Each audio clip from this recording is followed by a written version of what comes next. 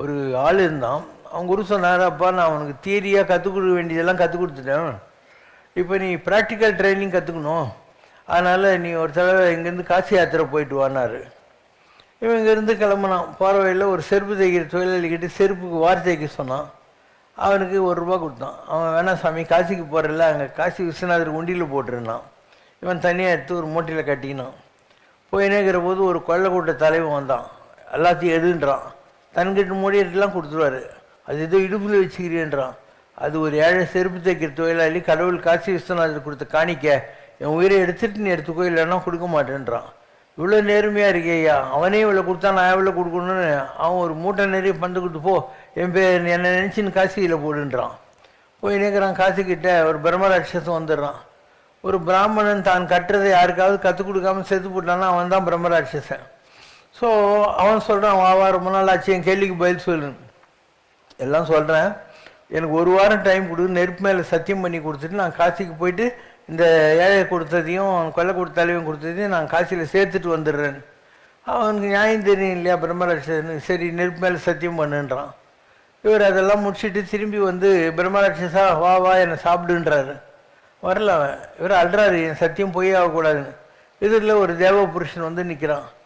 அவன் சொல்கிறான், சாமி எனக்கு தெரியுதா, நான் தான் பிரம்மராட்சசன். நீங்கள் காசிக்கு போகிறதுக்கு நான் அலோவ் பண்ண புண்ணியத்தினால என்னுடைய சரீரம் வந்து பழைய தெய்வ வடிவத்துக்கு வந்துச்சு, ரொம்ப தேங்க்ஸ் அப்படின்னும். இவர் வந்து நிற்கிறார். ஒரு ராஜா யானை மேலே வந்து நிற்கான். இவரை பார்த்து குச்சிட்டு, சாமி உங்களுக்கு தெரியுதா, நான் தான் கொல்லை கொடுத்த தலைவன். நான் உங்களுக்கு மூட்டை கொடுத்துட்டு போய் படுத்துன்னு இருந்தேன். இந்த நாட்டு ராஜா மண்டையை போட்டான், அதனால யானை மாலையை போட்டு நான் இந்த நாட்டுக்கு ராஜா ஆகி போயிட்டேன் அப்படின்னா. இவருக்கு இன்னும் சந்தோஷம். நேராக வர அந்த ஏழைக்கு செருப்பு தைக்க தொழில் இல்லைன்னு பார்த்தா அவன் பெரிய டிபார்ட்மெண்டல் ஸ்டோர் திறந்துட்டு உக்காந்துக்கிறான். அவன் சொல்கிறான், உங்களுக்கு அந்த ₹1 கொடுத்த புண்ணியம் பெரிய லாட்ரி வந்துச்சு சாமி, நான் அந்த கடையை திறந்துட்டு உக்காந்துக்கிறேன் அப்படின்ட்டு. இவர் நேராக குறுக்கிட்டு வர்றார். நீங்கள் சொன்ன மாதிரி நான் ப்ராக்டிக்கல் ட்ரைனிங் போயிட்டு வந்துட்டேன், எனக்கு 2 டவுட் இருக்குதுண்ணா. என்னன்னா, ஒரு ஏழை செருப்பு தைக்கிற தொழிலாளி நல்லவன், அவன் பணக்காரனாகி ஓனராக இருந்து நல்லது. ஆனால் ஒரு கொள்ளைக்கூட்ட தலைவன் ஏன் ராஜாவானான், ஒரு பிரம்மராட்சசன் ஏன் தெய்வ வடிவத்தை அடைஞ்சான்ட்டு. அவர் சொல்கிறாரு, எல்லாத்தையும் கடவுள் மேலேருந்து பார்த்துட்டு இருக்காரு. இந்த கொள்ளைக்கூட்ட தலைவன் அதே மாதிரி இருந்தான்னா காட்டுற போகிற எல்லாருக்கும் யாத்திரை போகிற எல்லாருக்கும் தொந்தரவு கொடுத்துன்னு இருப்பான். அவன் ஏதாவது ஒரு நல்லது பண்ண மாட்டான்னு பார்த்துன்னு இருந்தார். காசி விஸ்வநாதர் காணிக்க கொடுத்த உடனே அந்த நல்லதை வச்சு அவனை ராஜாவாக்கிட்டாரு. அவன் திருடன், அந்த நாட்டில் இருக்கிற எல்லா திருடன்களையும் அவனுக்கு நல்லா தெரியும். அதனால் அவனை வந்து ராஜாவாக்கிறதுல நாட்டில் இருக்கிற மற்ற திருடன்லாம் அடங்கிடுவான். அந்த ராட்சசன் பிரம்மராட்சசனால எல்லாருக்கும் தொந்தரவு.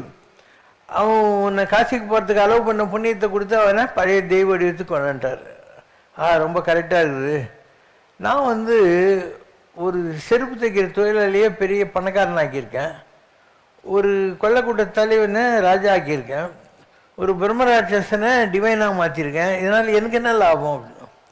இப்போ குரு சொன்னாராம், இது வரைக்கும் உனக்கு தவக்கலை மாதிரி புக்கில் இருக்கிறது தான் தெரியும், இப்போ உனக்கு புரிஞ்சிருக்கும் கடவுள்னு ஒருத்தன் நிஜமாகவே இருக்கான், உலகத்தில் நடக்கிற எல்லாத்தையும் பார்த்துன்னுக்கிறான். அவன் நினச்சானா உன்ன மாதிரி எதுக்கும் உதவாத ஒரு வேஸ்டான ஆளை வச்சு இந்த மாதிரி மாற்றங்கள் எல்லாம் கொண்டாந்துருவோம். So that is your lesson, this what you understood அப்படின்னு சொல்லி புரிய வைப்பார். அந்த மாதிரி எல்லாத்துலேயும் காரியம் இருக்கும். கண்காணி என்று ஒருவன் இருக்கிறான், அவன் தான் கடவுள். ஸோ அவனுக்கு எல்லாம் தெரியும். நம்மெல்லாம் கோயிலில் உட்காந்துருக்கோன்னு தெரியும், நீங்கள்லாம் வந்து இந்த உபன்யாசம்லாம் கேட்டுன்னு இருக்கீங்கன்னு தெரியும், அவங்கெல்லாம் பாடின்னு இருக்காங்கன்னு தெரியும், கோயில் எவ்வளோ நல்லா இருக்குன்னு தெரியும். So every one gets their own dividends and rewards. Only cause effect. For every action there is an equal and opposite reaction. For every credit there is a corresponding debit. So நீங்கள் என்னெல்லாம் செய்கிறீங்களோ எல்லாத்துக்கும் உங்களுக்கு பலன் கிடச்சிக்கிட்டு தான் இருக்குது. உங்களுக்கு புரியல.